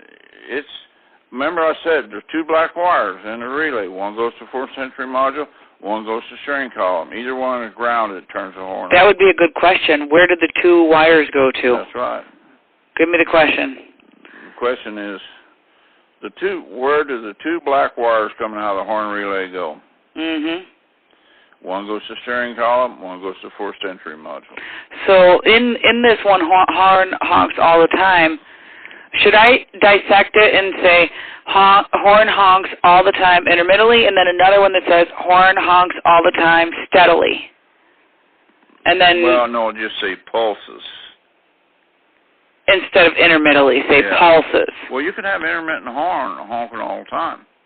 You could have a column, a bar ground out in a column, where you'd be going down the road and the horn started honking, and then pretty soon it wouldn't. Yeah, that is intermittent. That's intermittent. That would be more like once in a while, right? Does the horn pulse? Right, pulses all the time. Does it pulse all the time, or is it steady? So I should have that as a direction, like part of the tree. Yeah. And did we go through all of the tree in regards to the horn, in regards to it being steady? I know we did the pulse one, but you've given me everything I need. Steady. We removed the panel, we unplugged the flat plug. The module. And we unplugged the flat plug on the steering column and the horn, which honking is in the column. Right, but you said something about unplugging the VATs module. Oh, not the VATs, no. No, what module? 4th century module. The 4th century module. Okay. That's the one but then what do they do after they do that? Is not tied into the starting it up. Is not tied into the horn. Uh-huh.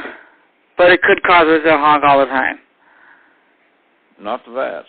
Not the VATs. The 4th century module. 4th century module. I got it. Clear. I'm clear. That's the steering column has to do with starter, neighbor, relay, and the engine crank. No. Okay, yeah, but okay, go back to this 4th century module. Okay, because I gotta include that into this tree, right? Yeah. Okay, so now what do? What does the customer do now? They unplug their 4th century module. And it stops. You got a bad 4th century module. That's what you got. If it's steady honking. Yeah.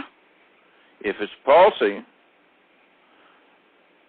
see if you can disengage it by the key in the unlock position in either door. Your alarm's going off is why it's going off. Mm-hmm. But then you go in the security system, what sets the alarm off? Mm-hmm. And that's fine. I just need to make note of that in the question that says... A 4th century module should never make the horn honk steady. Okay. It'll pulse. It'll pulse. All right. If it's steady, it's the alarm. Don't mean to confuse you. I don't need to understand. I'll replay this. I'll redo this one over, and I understand. I've got some... It's kind of like... I know. You know what that is? That's blonde at a flashing red light. Uh-huh. Yeah, she's hitting the brake, hitting the brake. Like that. That's better. I do it better. My sound effects are better than your sound effects. Because I'm a blonde. Hey, does that apply to blonde men or just blonde women? No, it works for blonde men, too. Does it? Are you sure? Because blonde women are just women in general are terrible drivers. I can vouch for that. A guy was in the bar, and he goes to the bartender and says, "Hey, you want to hear a blonde joke?" And he says, "Nah." He says, "You realize I'm blonde? The bouncer's blonde. The guy who owns this man owns this bar's blonde. He said, oh, God, I got to tell her 3 times.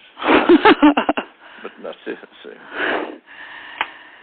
Horn honks all the time, record ID 16. Got a couple challenge questions. We're doing good. Gordon, I think we're doing good. Horn honks all the time with,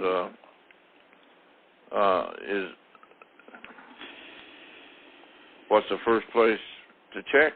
The horn honking all the time. The horn button. I'll disconnect the horn button. Got it. I know. What's the second place to check? Unplug the steering column.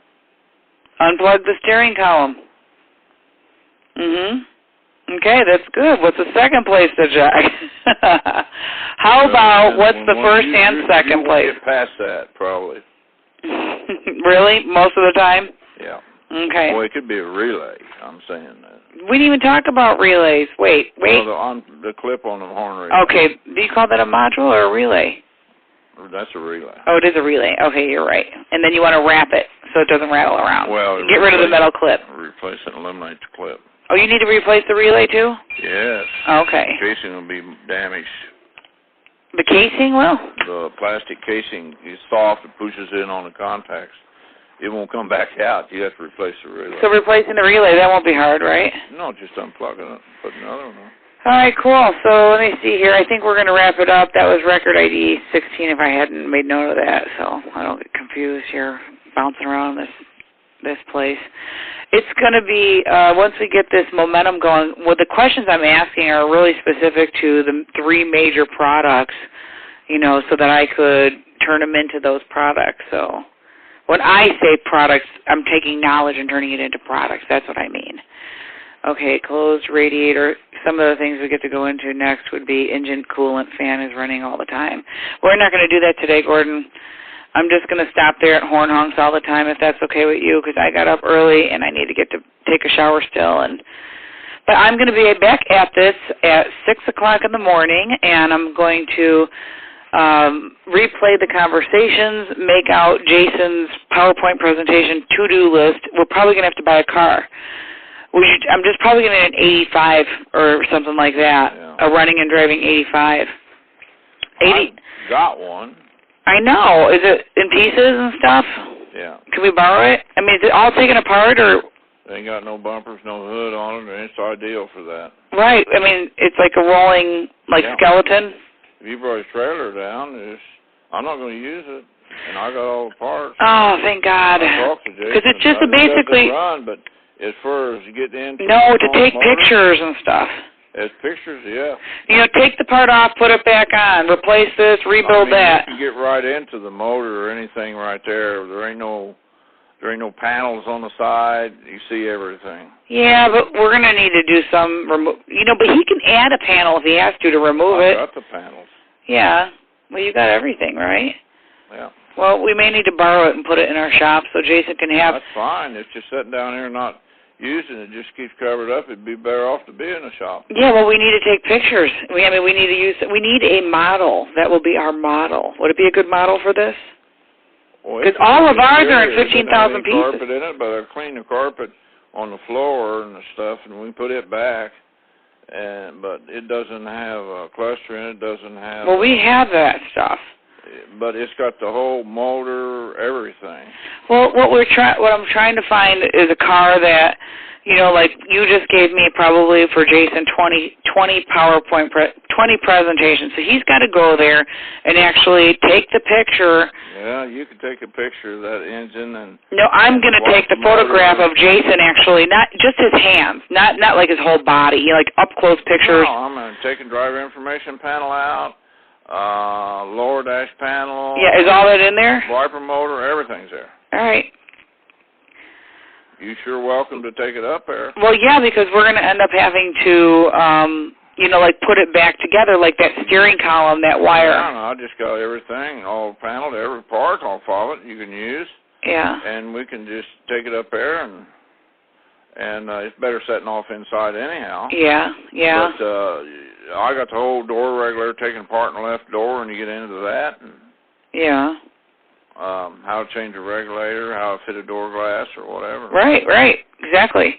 I mean, it's not like we're going to take it apart in 15,000 pieces. We'll put it back together. Button, and how to put it back on. Driver information panel, everything. I mean, we got to go back and put it back on, too. I mean, it's not like we're just going to take it off, fix it, and leave it. I mean, we're going to... I've got all the dash bezels, the parts, everything. Well, yeah, you've got a whole car. Yeah. But is it in pieces or no? What did you take off? I took the hood off, the front rear bumpers, the front panels. Do you have those? Yeah.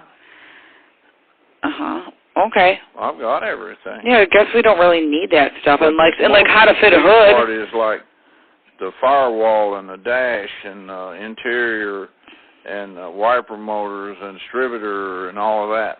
What about it? That's there. That's everything. No, but you said we can do a PowerPoint presentation on how to fit a hood.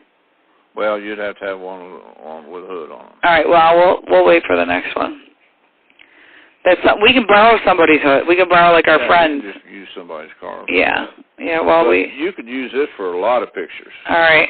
Well, because Jason and I were talking about it. When you don't have the panels on it, you can get a camera up real close.